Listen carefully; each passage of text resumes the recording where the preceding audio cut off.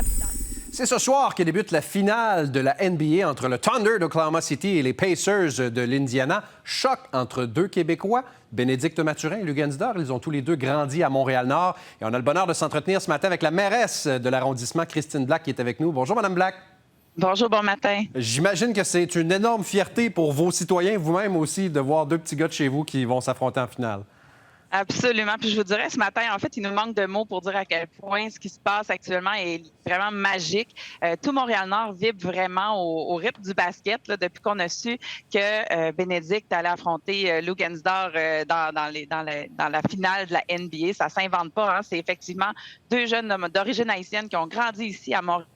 Nord, qui ont évolué dans nos écoles, dans nos parcs. Hein. De mon côté, avant d'être élue comme mairesse, je travaillais au Parc Saint-Laurent et on voyait Lugans venir jouer au baby-foot, venir boire de l'eau. Donc, c'est vraiment des jeunes qui vibrent encore au rythme de Montréal-Nord et on les sent très présents à Montréal-Nord. Donc, on est vraiment très, très fiers, très heureux à Montréal-Nord de voir ce qui se passe. Bien, je présume effectivement qu'il y a un engouement qui est très fort. Est-ce que vous savez déjà s'il y a des rassemblements, des gens qui vont se rassembler pour suivre les matchs de la finale à compter de ce soir?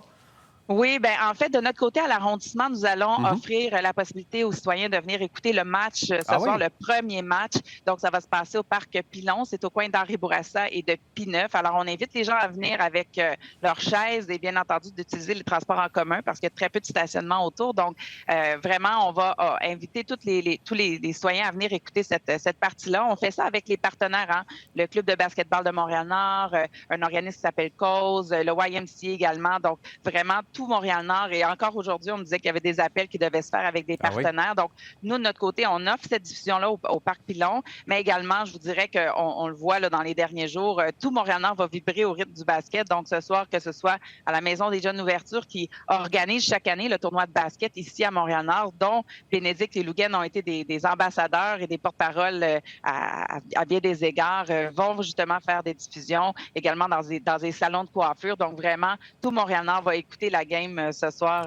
Ça, j'en ai aucun doute. Bien, c'est de très belles initiatives, effectivement. Vous parliez de l'implication de ces deux gars-là dans la communauté de Montréal-Nord. Même s'ils sont maintenant des vedettes de la NBA, c'est pas rare qu'on les voit chez vous parce qu'ils s'impliquent, les deux. Tout à fait.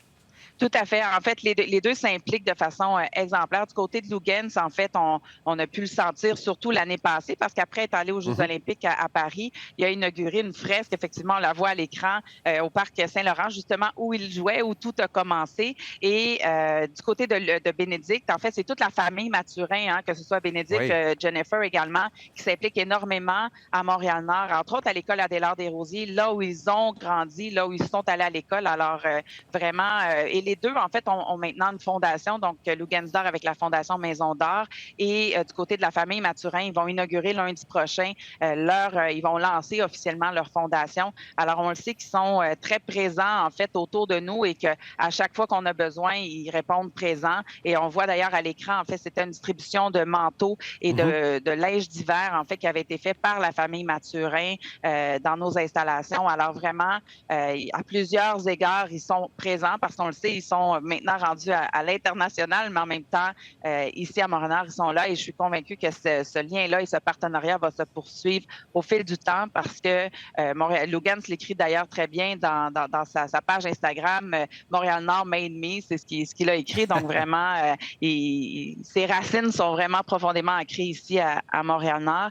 Et d'ailleurs, sur la fresque qui est au Parc Saint-Laurent, il a fait écrire un texte qui se dit Montréal-Nord, un endroit où on peut rêver.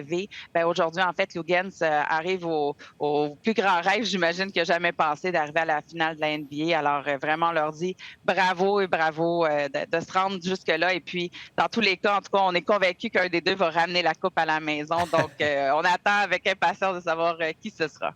Bien, exactement. Il y a une bonne nouvelle dans tout ça. Vous êtes certain d'avoir un gros party, que ce soit d'un côté ou de l'autre, qui viendra à venir cet été. Mais avant de vous laisser, Mme Black, moi, j'ai envie de vous questionner sur les jeunes. On en voit beaucoup dans les images. C'est une source d'inspiration pour plusieurs de voir j'allais dire des petits gars, mais c'est des grands gars tous les deux, briller sur la scène nationale. Ça, c'est important aussi pour voir qu'il y a un exemple pour ces jeunes de dire « Hey, moi aussi, les rêves que je caresse, je peux les réaliser. » Absolument. Et autant Bénédicte que Lugan, puis même Chris Boucher, on n'en parle pas aujourd'hui, Oui. mais quand même, Chris avait ramené la vrai. Coupe en 2019 avec les Raptors.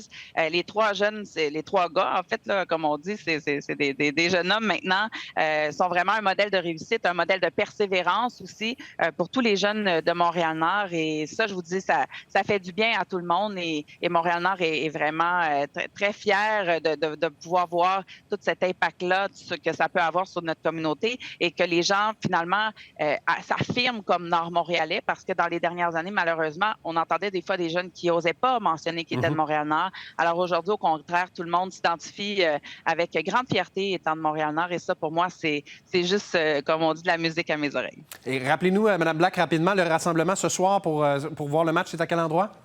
Alors, c'est au parc Pilon, au coin Parc d'Henri Bourassa et de P9. Donc, on vous attend à partir de 19h30. Et c'est ça, on mentionne de favoriser, en fait, le transport en commun, d'apporter vos chaises. On fait ça avec tous les partenaires. Puis, je tiens également à remercier toutes nos équipes, le service de police et tous les partenaires qui se sont, comme on dit, virés sur un dizaine parce qu'il a fallu rapidement organiser des événements, un événement comme ça qu'on imagine d'envergure. Alors, merci à tout le monde d'avoir mis en place toutes les conditions pour qu'on puisse célébrer ce grand moment pour Montréal-Nord ce soir.